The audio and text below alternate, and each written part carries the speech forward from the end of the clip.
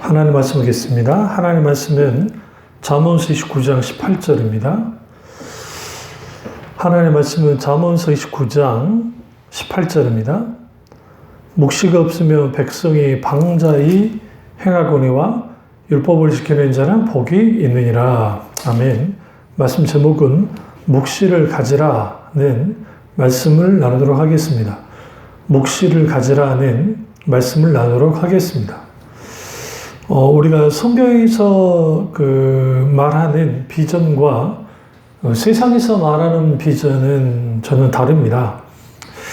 그러니까 성경에서 말하는 비전이라는 그 단어는 우리가 오늘 본문에 특별히 성취지향적인 비전으로 해석하는 그런 분들이 계시는데 사실 그건 아니고요. 오히려 오늘 NIV 성경이나 NRSV 성경이나 이런 비전으로 이제 번역되어지는 그런 단어들도 묵시, 예언, 계시, 묵시적 환상, 그러한 의미가 있지 자기 성취주향적인 비전에 대해서 말하지 않고 있습니다. 그래서 대부분이 많은 부분에서 비전에 대한 이야기를 할 때 가장 흔히 인용되는 말씀이 묵시가 없으면 백성이 방자해진다고 하는 그런 비전이라는 그 단어를 통해서 우리가 비전이 있는 그런 하나님의 사랑, 신앙생활을 해 나가야 그래야 우리는 뭔가 성취적이고 진취적이고 또 뭔가 창조적인 일들을 이룰 수 있는 그런 진정한 믿음의 사람이 된다고 하는 그런 식으로 해석하는데 사실은 그 말씀과 오늘 이 본문 말씀은 전혀 다른 말씀입니다. 그래서 묵시는 비전, 예언, 계시로 번역될 수 있는 단어이기도 하고 그래서 지금 여기서 묵시라고 하는 그런 히브리어 단어는 하존이라고 되어 있습니다. 그러니까 하존이라고 하는 단어는 예언을 받을 때 받는 계시, 환상 등을 언급할 때 사용되는 단어입니다. 그래서 잠언서 29장 18절에 말하는 묵시 혹은 비전은 예언자들이 예언을 하기 위해서 하나님으로부터 받는 계시 혹은 묵시, 초자연적인 이상이나 환상을 말하는 겁니다. 그래서 하존이라고 하는 히브리어 단어는 흔히 우리가 생각하는 비전보다는 묵시가 더 원뜻에 가까운 번역이라고 할 수 있습니다. 그래서 예언이나 묵시를 통해서 하나님의 뜻이 전달되는 말씀이 없으면 하나님의 백성이 마음대로 행하고 타락하지만 하나님의 말씀을 붙잡으면 하나님의 백성들이 복을 받을 것이다 라는 게 오늘 본문의 말씀입니다. 그래서 분명하게 오늘 이 본문에 있는 본절의 묵시는 혹은 비전은 오늘날 우리가 생각하는 비전과 완전히 다르다는 것을 오늘 분명히 알 수 있습니다. 요엘서 2장 28절을 보시면 그 후에 내가 신을 만민에게 부어주리니 너희 자녀들이 장래일을 말할 것이며 너희 늙은이는 꿈을 꾸며 너희 젊은이는 이상을 볼 것이며 라고 되어 있습니다. 근데 여기서 젊은이는 이상을 볼 것이며 라는 말씀에서 대부분이 이제 흔히 이상을 비전으로 이제 해석하고 강조하기도 합니다. 그래서 대부분의 영어 성경이 이상을 비전으로 번역을 하죠. 그래서 많은 청년들이 이 말씀을 성령이 임하시면 비전을 품을 수 있는 그 말씀이라고 받아들이기도 합니다. 그러나 우리가 여기서 이 비전이 일반적인 세상에서 말하는 비전은 성취지향적인 비전, 뭔가 내가 꿈을 가지고 그것을 목표로 삼고 달려가는 거, 그것이 비전이라고 생각하면 우리 생각할 때 그래, 성령께서 이런 비전을 주셨고 그 비전을 붙들고 나아가면 이 모든 것이 이루어질 거야 라고 되어 있을 줄 모르지만 사실은 요엘서 2장 28절에 있는 이상이라고 번역된 이 해당되는 히브리어 단어는 그 희자용이라는 단어입니다. 근데 이 오늘 본문 말씀 29장, 잠언서 29장 18절에 말한 하존과 이 같은 어원을 가지고 있어요. 그래서 그 의미는 하존과 동일합니다. 묵시, 계시, 뭐 그런 의미로 사용되어지죠. 그래서 요엘서 2장 18절에 있는 이 말하는 비전의 의미는 말세의 성령이 임하시면 하나님께서 전에 예언자에게 주셨던 것 같은 종말론적인 환상과 계시를 젊은이들에게 주신다라는 말씀이에요. 실제로 이 일이 예수님이 이 땅에 오시고 그리고 사도들에게 이 말씀들이 부어졌습니다. 그걸 통해 성취되어졌죠. 그래서 구약과 마찬가지로 신약에서도 이제 그 비전이라는 그 단어들이 이제 여러 차례 사용되어지긴 하는데, 이제 영어 성경을 보시면요. 누가복음에서 사가랴가 본 환상, 누가복음 1장 22절에 NIV 성경에 비전이라고 되어 있고요. 또 사도행전에서 사도들이 경험하는 환상, 사도행전 9장 10절에서 12절, 10장 17절 등에 나타나는 걸 이제 비전이라고 하고, 또 계시록에서 오는 환상을 계시록 9장 17절을 비전이라고 이제 이렇게 그 단어가 이제 사용돼요. 그런데 사실 이것 또한 신약에서의 비전 또한 묵시, 계시, 환상 이것을 동일하게 사용되고 있습니다. 그래서 신약 성경의 비전에 해당하는 헬라어는 옵타시아 혹은 호레마라고 하는 헬라어 단어인데 그 뜻은 하존과 유사한 의미를 갖고 있습니다. 그래서 우리는 여기에서 이 묵시가 없으면 백성이 방자하거니와 하는 게 단순히 꿈을 갖고 있지 않으면, 비전을 갖고 있지 않으면 방자해진다는 게 아니라 하나님의 예언, 하나님의 묵시를 갖고 있지 않으면 백성이 방자해진다라고 볼 수 있는 겁니다.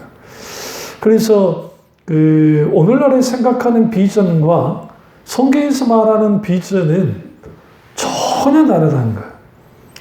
그래서 그 우리말 성경의 묵시 혹은 환상으로 이제 번역되어지고, 그리고 일반적으로 영어 성경에는 비전이라고 되어 있지만, 그러나 그 하존하는 의미를 좀 더 깊이 들어가 살펴보면 주시하다, 감지하다, 기쁨으로 숙고하다, 또 특히 이상을 보다, 세로로 찢다, 쪼개다, 깨다, 나누다, 지키다, 준수하다, 선택하다, 예언하다, 발췌하다라는 의미가 내포되어 있습니다. 그래서 비전은 어느 한순간에 즉흥적으로 이루어지는 것이 아니라 내 자신을 깨뜨리고 쪼개고 심사숙고해서 선택하는 것임을 알 수가 있습니다. 그래서 우리는 하나님의 묵시를 가져야 돼요. 그래서 그 묵시를 가지려면 결국은 하나님 말씀에 귀를 기울여야 되고, 그 하나님 말씀을 사랑해야 될 뿐만 아니라 하나님 말씀에 붙들리고 내가 그 말씀을 붙들고 그 말씀을 살아가기 시작할 때 묵시가 있는, 비전이 있는 하나님의 사람이 되어지는 겁니다. 그렇다 한다면 성경에서 말하는 비전이 무엇인가? 왜? 그 성경에서 말하는 비전이 뭔지를 알아야 그걸 붙들기 때문에 그렇습니다. 성경에서 말하는 비전은 하나님의 계획을 발견하는 것입니다. 세속적인 가치 기준으로서의 비전은 내가 뭔가 이루기 위한 목표나 꿈이라고 할 수 있습니다. 그러나 성경에서 말하는 비전은 내 욕심을 이루기 위한 꿈이 아니고 하나님의 계획을 발견해내는 것이에요. 발견해내는 거예요. 영어 성경에서 비전으로 번역되어지는 단어는 우리말 성경에서 이상 혹 환상으로 이제 번역되어져 있고, 그리고 근데 이 단어가 항상 하나님의 계획과 관련되어져 사용되는 특징을 갖고 있습니다. 대표적인 창세기 15장 1절과 6절에 이상이라는 단어가 이제 사용되었었는데요. 아브라함이 소돔 왕과 싸워서 조카 롯을 구해낸 후에 아브라함에는 별로 희망이 없었습니다. 아브라함이 많은 재산을 얻었고 가족도 많았지만 그에게는 유산을 넘겨줄 아들이 없었습니다. 거기다가 이제 언제 다시 소돔과 고모라 왕이 공격해 올지 모르는 상황이었습니다. 그런 그때 하나님이 그에게 찾아오셔서 아브라함을 향해서 계획을 말씀하십니다. 이후에 여호와의 말씀이 창세기 15장 1절 보시면요. 이후에 여호와의 말씀이 이 상중에 아브라함에게 임하여 이르되 아브라함아 두려워하지 말라 나는 내 방패요 너는 지극히 큰 상급이니라.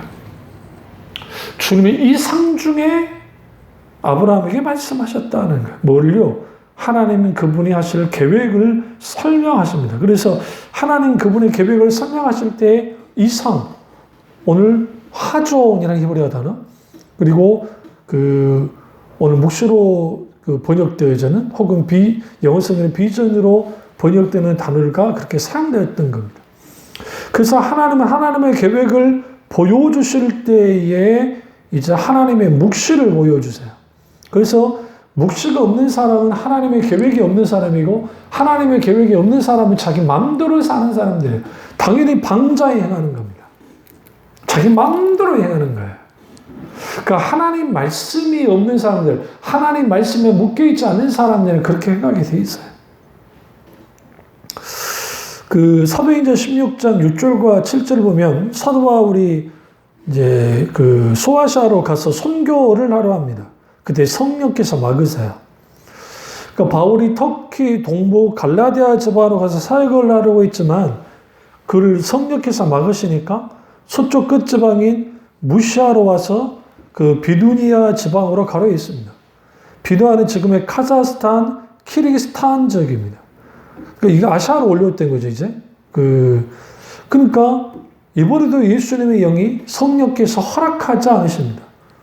그래서 이번에는 조금 더 남쪽으로 내려왔습니다. 그래서 드로아 지역까지 온 겁니다.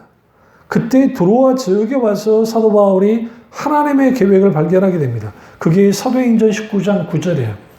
발견 환상이 바울에게 보이니 마케도니아 사람 하나가 서서 그의 청하에 가로되 마케도니아로 건너와서 우리를 도우라 하거늘.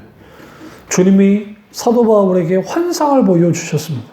그럼 마케도니아 사람이 도움을 청하는 환상을 보여준 겁니다. 여기 가서 복음 전도를 하라고 하는 하나님의 계획을 밝히 보여주시는 거예요. 그래서 사도 바울이 이 환상을 본 후에 하나님의 뜻에 순종해서 하나님의 계획에 이끌려서 빌립보로 건너가게 되고 이때부터 복음을 유럽으로 전하게 되는 겁니다. 그래서 하나님의 뜻이 사도 바울을 통해서 유럽의 심장부까지 복음이 전파되는 것이었고, 그러나 사도 바울의 입장에서는 이제 유럽 쪽까지 간다는 것이 그게 쉬운 일이 아니었는데 결국 그가 주님께 순종함으로 복음 전도를 하게 된 겁니다. 근데 이 모든 것이 하나님이 보여주셨던 환상이었다는 거예요. 이게 환상으로 번역된 이 단어가 바로 영어 성경, NIV 성경 비전으로 번역되어 있습니다. 그래서 헬라어 성경에서 호라마라고 하는 이 단어가 환상을 봤다라고 단어가 되어져 있는데 이 단어의 원형은 호라오인데 그 호라오라는 단어는 찾아내다, 발견하다라는 뜻이에요. 우리가 하나님의 묵시를 가져야 되는 이유가 뭐냐? 하나님의 뜻과 계획을 알아야 되기 때문이고 하나님의 계획과 뜻을 알아야 순종하여 나가게 되고 주님과 동역할 수 있고 기꺼이 하나님 하신 일에 동참할 수 있기 때문에 그렇습니다. 우리는 무엇을 찾아내야 됩니까? 나를 향한 하나님의 계획을 발견해내는 것, 그것이 비전이야. 많은 사람들이 내가 뭔가 원대한 꿈을 가지고 원대한 계획을 세워서 그걸 추구해 나가는 것이 비전이라고 생각합니다. 그러나 성경에서 말하는 비전은, 이 하주는 하나님의 계획을 발견하고 찾아내고 그리고 그 발견을 추구해 나가는 것, 그것이 성경에서 말하는 비전입니다. 그래서 하나님의 비전은 첫 번째 하나님의 계획을 발견하는 것이고 두 번째 하나님의 비전, 혹은 하나님의 묵시는 뭐냐? 하나님의 목적을 발견하는 겁니다. 그 하나님은 모든 것을 아신 하나님입니다. 하나님은 시간에 묶여있는 분이 아니고 시간을 창조하신 하나님이시고 영원하신 하나님이십니다. 근데 그 하나님이 우리에게 까마득한 과거나 까마득한 미래나 언제나 그분은 그대로 현재로서 동일하게 계신 하나님입니다. 그래서 하나님은 과거뿐만 아니라 미래의 모든 일을 아십니다. 여기서 우리가 집중할 게 뭐냐면 하나님의 전지하심입니다. 모든 것을 아시는 하나님. 그런데 하나님은 모든 것을 다 아십니다. 그리고 하나님은 모든 목적을 갖고 계십니다. 하나님 그분의 그 목적, 결국은 이 세상에 나를 보내신 목적이 하나님의 묵시를 갖고 있는 자들 속에서 정상 작동하는 거예요. 내가 왜 살아가야만 하는가? 왜 내가 살 수밖에 없는가? 그것은 결국은 하나님의 목적을 가지고 하나님의 영광, 하나님을 영원토록 영원롭게 하기 위한 존재로서 주님이 이 땅에 태어나게 하셨고, 내가 할 일은 하나님을 영원토록 영원롭게 하는 거예요. 그 목적이 있는 삶, 목적을 추구하는 삶, 그 삶을 사는 자들이 방자해지지 않습니다. 원래 우리가 이 세상에 사는 목적이 뭡니까? 행복하려고요. 그것은 너무너무 가치 있는 것이고 너무너무 소중한 것입니다. 왜 그러냐면 하나님이 아담과 하와를 창조하셔 난 다음에 가장 먼저 하신 일이 에덴 동산을 창설하셨습니다. 근데 그 에덴의 뜻은 행복이란 뜻이에요. 다시 말하면 하나님이 창설하신 그 동산 안에 거하면 행복이 있고, 하나님 그분이 그들의 주인이시자 그들의 진정한 아버지 되시고 창조주 되시고 구원자 되시고, 그분이 그들의 모든 게 됐을 때 행복이 보장되어졌습니다. 그래서 하나님은 이 세상의 모든 것을 창조할 때에 하나님의 목적 없이 창조한 게 없습니다. 우주 만물, 걸어다니는 돌멩이, 이 모든 거 하나하나에까지 결국은 하나님의 목적 가운데 창조됐어요.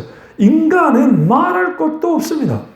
내 인생은 나이가 내 마음대로 살아야지. 그래서 내가 뭔가 비전을 가지고 내가 어떤 원대한 어마어마한 호랑이 같은 그 꿈과 계획을 세워서 나아가면 그게 성취되지 않더라도 고양이라도 그 성취되는 것처럼, 마치 호랑이 그림을 그려서 내가 호랑이 같은 자가 되십시오.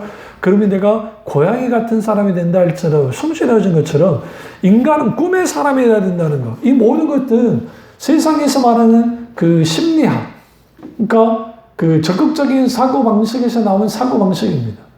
그게 그렇게 추구해 나아가면, 원대한 꿈을 나아가면 꿈의 사람이 되어지고 그것을 온전히 성취할 수 있다고 생각하는 거예요. 그러나 여러분, 그것은 우리가 생각하는 그 이른바 그 세상이 말하는 신념을 말하는 것이고, 성경에서 말하는 비전은 하나님의 목적을 아는 거예요. 그러니까 첫 번째는 하나님의 계획을 아는 것이고, 두 번째는 하나님의 목적을 발견하는 거예요. 그 하나님의 목적은 내가 이 세상에 우연히 태어난 것이 아니라 하나님께서 나를 이 땅에 태어나게 하셨고, 그 하나님의 목적은 각 인생의 삶은 각기 다를 줄은 모르지만 결국 내 인생에 분명한 목적이 있는데, 그것은 결국은 하나님의 뜻하신 바를 이 땅에 이루는 것이고, 동시에 그를 통해서 하나님을 높이며 하나님을 영화롭게 하는 겁니다. 내 인생을 향한 하나님의 계획이 바로 내 인생의 목적이기도 합니다. 다시 말하면 하나님의 목적을 발견해야 우리가 내 인생의 목적 또한 발견할 수 있습니다. 하나님이 나를 이 세상에 보내셨기 때문에 그 보내신 자의 목적이 나의 목적이 되어지는 겁니다. 내 인생의 목표를 스스로 정하는 것이 아니라 하나님이 나를 보내셨기 때문에 주님이 그 보내신 그 주님의 그 목적을 따라서 하는 거예요. 오늘날 많은 사람들이 소명과 사명 혹은 또 소원에 대한 오해함이 있습니다. 주의 종들만이 소명을 받고 사명을 받고 그리고 또 소원해서 그렇게 한다고 생각하지만, 사실은 성경에서 모든 사람들은 하나님의 사명자이고 소명자입니다. 그렇기 때문에 그 사람이 주의 종이 되지 않는다 할지라도 그들의 삶 속에서, 사역 속에서, 그들의 평신도의 삶 속에서 마땅히 그들에게 소명과 사명을 반드시 발견해야만 합니다. 그리고 서원은 뭔가 내가 나의 소원을 이루기 위한 수단으로서의 소원이 아니라 내가 기꺼이 하나님 그분에게 나 자신을 내어드리고 나의 순종과 나의 헌신을 내어드려서 내가 반드시 하나님과 약속한 것을 지키겠다고 하는 그 의지적인 결단 속에서 나타나는 게 서원입니다. 그래서 예수님이 내 이름으로 맹세하지 마라.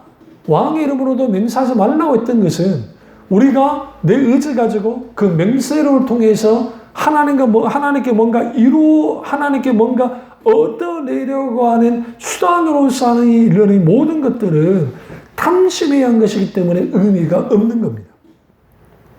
그러면 하나님의 목적, 그 목적은 결국은 이 세상에 진정 우리가 소금과 빛의 역할을 감당할 뿐만 아니라 더 중요한 것은 우리가 이 땅에서 마땅히 하나님께서 아담과 하와이로부터 시작해서 마지막 세대의 사람에게까지 하나님의 구속의 계획을, 하나님의 언약을 온전히 성취하기 위한 일들에 우리는 기꺼이 하나님 나라 사역에 동참하는 거예요. 하나님 나라의 백성으로서의 삶을 살아가는 겁니다. 하나님 나라의 백성은 결국은 하나님 나라의 정체성을 가지고, 하나님 나라는 하나님의 통치와 다스림인데 그 하나님의 통치와 다스림 속에서 살아가기 시작하면서 그 속에서 우리는 넉넉히 세상을 이겨나가고 세상을 바꿔나가고 하나님 나라가 확장되어질 뿐만 아니라 그 속에서 마땅히 하나님 그분이 우리 가운데 이루고자 하는 일들을 이루어드리는 것, 그것이 내 존재의 목적이에요. 무엇보다 내가 존재하는 목적은 주님과 살고 주님과 죽는 것, 예수 그리스도로 살고 예수 그리스도를 만나고 죽는 것, 예수 그리스도 하나님 그분으로 인하여 우리가 숨쉬고 살아가는 것, 그것이 우리가 온전한 목적입니다. 그리고 인간의 목적 속에는 진정한 행복이 따라 나오게 되는데 그 행복은 하나님 안에서만 행복할 수 있다라는 거예요. 그래서 하나님의 나를 이 세상에 보내셨기 때문에 내 인생의 목적을 하나님이 정하십니다. 그래서 하나님은 자신의 계획을 나가기 위해서 각 사람에게 다양한 환경을 허락하십니다. 그래서 하나님께서는 우리의 실패와 성공을 통해서 말씀하시고 우리에게 하나님의 비전을, 하나님의 혹은 묵시를, 하나님의 목적을 혹은 하나님의 계획을 보여주시는 겁니다. 그래서 우리가 살아가면서 가장 중요한 것은 나를 향한 하나님의 기도와 계획이, 하나님의 목적이 무엇인지를 발견하는 거예요. 거기에서 우리의 처한 환경과 상황 속에서 우리는 하나님의 목적과 하나님의 계획을 발견하고 그것을 가지고 한 걸음 한 걸음 가지고 나아가는 겁니다. 오늘날 많은 사람들이 성공을 꿈꾸고 행복을 꿈꿉니다. 그 자체는 나무랄 게 없습니다. 어떤 면에서는. 그러나 성경에서 말하는 성공은 무엇인가? 하나님이 이루고자 하는 일을 이루는 것이 성공입니다. 세상에서 말하는 성공은 뭔가? 내가 이루고자 하는 일들을 이루는 것이 성공입니다. 그런 의미에서 세상에서 말하는 성공은 크고 좋은 집, 정말 멋진 자동차, 또 엄청난 돈을 가지고 내가 화려하게 살고 하는 것들, 부자로 사는 것, 그치, 잘 사는 것이라고 혼용하며 사는 것처럼 그것이 성공이고, 행복은 뭐냐? 그것을 마음껏 누리며 사는 것, 그것이 행복이라고 생각합니다. 그러나 성경에서 말하는 진정한 그 성공과 행복은 무엇인가? 창조주의 목적을 따라서 살아가는 인생, 그것이 행복이라는 겁니다. 그러니까 어떤 인생이 잘 사는 것인가? 어떤 인생이 풍성한 삶을 사는 것인가? 어떤 인생이 진정한 행복한 삶을 사는 것인가? 그것은 곧 내 인생이 하나님의 손에 붙잡혀 하나님 목적과 계획에 따라서 살아가게 될 때 거기에 풍성한 인생을 살게 되는데 그게 세상이 줄 수 없는 기쁨과 평안을 누리고 참된 행복을 누리는 겁니다. 내 인생이 스스로의 주인이 되어서 인생을 살아가는 사람들, 그건 자기가 목적한 바를 다 이룬다 할지라도 허무할 수밖에 없고 허망할 수밖에 없습니다. 그런데 많은 사람들이 이런 일들에 너무 많은 것들을 소모해버리는 거예요. 다시 강조하지만 비전이란 혹은 묵시란 나를 향한 하나님의 기도와 계획을, 목적을 발견해내는 거예요. 내가 무엇을 위해 이 세상에 보내졌는가? 그리고 나는 무엇을 위해 살아가야만 하는가? 이것을 내가 진정으로 알아야 돼. 그래서 내가 각각의 직업을 갖고 있는데 그 직업이라는 포지션에서 하나님께 영광을 드리는 그러한 삶을 살아갈 때, 단순히 먹고 살기 위해서, 단순히 내가 부자가 되려고, 단순히 내가 성공하려고 그렇게 살아가는 것이 아니라 하나님의 목적을 이루는 삶을 살아갈 때 그들은 모두가 진정한 이제 그 현장의 사역자들이 되어져서 마치 정말 직업 선교사처럼 가서 내가 예수 믿으라 하지 않아도 믿는 자로서의 삶을 살고 실제로 진정한 소명을, 직업 소명을 가지고 우리가 살아가기 시작할 때 거기에 강력한 영향력을 끼칠 수 있는 겁니다. 그래서 비전은 혹은 목표는 우리의 바램을 뜻하는 것이 아니라 하나님의 바램을 뜻합니다. 다시 말하면 하나님의 바램을 추구해 나가는 것, 그것이 성경에서 말하는 비전입니다. 그래서 우리가 뭐 비전의 사람 하면 뭐 요셉을 드는데 그 요셉의 꿈, 그래서 요셉이 그 꿈을 붙들고 나아가서 결국은 꿈의 사람 요셉이 이제는 꿈쟁이 요셉이 결국은 이 모든 것을 이루었다라고 하지만 그러나 우리는 그것을 좀 깊이 들여다볼 필요가 있어요. 요셉이 붙들었던 꿈이라는 것이 단순히 세상에서 말하는 자기가 성취하고자 하는 그것을 붙든 것이었느냐? 전혀 상관없습니다. 자기 성취적인 비전을 그가 꽂기 때문에, 붙들었기 때문이 아니라 하나님의 계획과 하나님의 목적을 그가 붙들려졌습니다. 그리고 그가 이제 그 대부분이 이제 이거죠. 적극적 사고방식과 번영주의자들과 신번영주의자들이 요셉처럼 꿈을 가지고 살아가면 꿈을 이룬다고 안 해요. 이건 지극히 인간적인 주장이고 가르침이고 아주 문제가 많은 겁니다. 요셉이 하나님의 꿈을 이루는 것, 그것은 믿음 때문이었습니다. 비록 어릴 적에 꿈을 그가 잊고 있었다 성경은 말해요. 왜냐하면 자세히 창세기 보시면 게르솜이라는 이름, 자식들 낳았을 때 그의 모든 고통과 그걸 잊었다라는 표현 속에서 잊은 거예요. 그리고 하나님이 그 꿈을 이루도록 계속 역사하셔서 어떻게 함께 하심을 통해서 이루어 주셨어요. 비전은 하나님이 주시는 것이고 우리는 하나님이 주신 비전을 발견해야 됩니다. 요셉이 하나님 주신 걸 이루기 위해서는 힘들고 어려운 세월을 버텨냈습니다.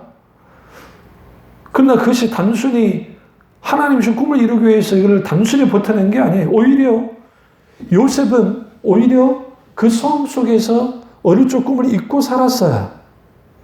근데 형들이 와서 자기에게 절하는 모습을 보는 순간 어린 시절 꿨던 꿈이 생각났습니다. 이게 굉장히 중요해요.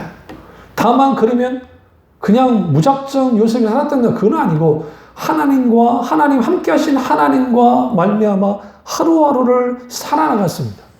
그리고 요셉이 이제 그렇게 살아가고 있을 때에 하나님의 타이밍, 하나님의 때가 됐을 때 요셉이 잊었던 꿈을 하나님이 이루어준 겁니다. 그 꿈은 요셉의 바람에서 되어진 것이 아니라 하나님의 바람에서 되어졌고 요셉을 향한 하나님의 바람이 이 모든 것을 성취했던 겁니다. 하나님께서는 요셉이 바로 이와 같은 사람이 되기를 바라셔서 어린 시절 그 꿈 속에서 계시하셨고 하나님이 그와 함께 하심을 통해서 결정적으로 궁극적으로 하나님이 이루어졌던 겁니다. 요셉이 어릴 때 꿈을 그가 붙들어서 간절히 바라서 그걸 잃지 않고 그걸 비전의 사람으로 살아갔기 때문에 그 꿈이 이루어진 게 아니라 하나님이 당시 하나님의 자신의 뜻을 이룰 때에 그 꿈속에 나타나서 보여주셨고 그리고 그 꿈을 잊고 살았던 요셉에게 이제는 하나님께서 그 꿈을 다시 생각나게 하시고 기억나게 하심을 통해서 그 하나님의 꿈을 통해 하나님께서 어릴 때 꿨던 꿈을 이루도록 하셨다는 것을 알게 하셨다는 거예요. 그래서 요셉이 그 꿈을 이루기 위해서 자신이 애를 쓰지 않았다는 것을 성경에서 밝히게 말하고 있어요. 왜냐하면 애굽에 팔려가고 감옥에 갇히고 가는 대로 꿈을 풀어주고 바로의 꿈을 풀어준 이 모든 일을 하나님께서 요셉에게 주실 꿈을 이루기 위한 섭리의 일이라고 이제 그가 결국은 고백을 하잖아요. 실제로 성경에 말하고 있잖아요. 그래서 그 자신이 어떤 걸 하나를 계획하거나 자신의 힘으로 이루려 하지 않았습니다. 이룰 수도 없었죠. 단지 그가 고백한 것은 하나님을 경외하며 살았다고 창세기 42장 18절에 말하고 있어요. 곧 꿈을 생각하고 산 사람이 요셉이 아니라 하나님을 늘 생각하며 살았던 사람이었어요. 그것을 붙들고 하나님과 함께하며 살아가게 될 때 그 속에 하나님의 비전이, 하나님의 목적이, 하나님의 계획이 있게 되어졌고, 그 하나님 하죠. 주목해보다 라고 하는, 정말 우리가 하나님 그분만을 주목해보고 하나님의 말씀을 묵상하고 공부하고 성령의 조명 가운데 하나님이 우리를 향한 하나님의 바람을 발견하는 것, 그것이 우리의 비전이 되어야 되고, 그 참된 비전이 우리 속에 있게 될 때에 이제 세상 유혹과 또 혹은 유행과 어떤 변화에 이렇게 왔다 갔다 하는 것이 아니라 주님이 이끄시는 대로 한 걸음 한 걸음 한 걸음 그렇게 나아갈 수 있습니다. 우리 이 말씀을 알아서 우리가 정말 묵시가 있는 하나님의 자녀가 되어줌을 통해서 방자에 행하지 않고 진정한 자유와 기쁨, 무엇보다 하나님의 목적과 계획을 가지고 살아감을 통해서 하나님의 뜻이 우리의 삶 속에서, 우리 인생에서 온전히 성취되어지고 하나님께만 영광 드리는 우리 교우들 되시기를 주님의 이름으로 축원합니다. 기도하겠습니다. 사랑의 주 역사 전해 준 우리와 함께 하시고 우리가 진정으로 하나님의 묵시를 가지고 하나님의 비전을 가지고 살아감을 통해 하나님의 뜻을 온전히 이루어질 뿐만 아니라 우리의 삶의 목적과 계획이 하나님의 목적과 계획 속에서 살아가기를 통해서 진정한 행복과 자유를 누리며 진정한 기쁨을 누리며 살아가는 교우들 다 될 수 있도록 은혜 베풀어 주시옵소서. 주님만의 혼론과 같게 원하고 예수님의 이름으로 기도드립니다. 아멘.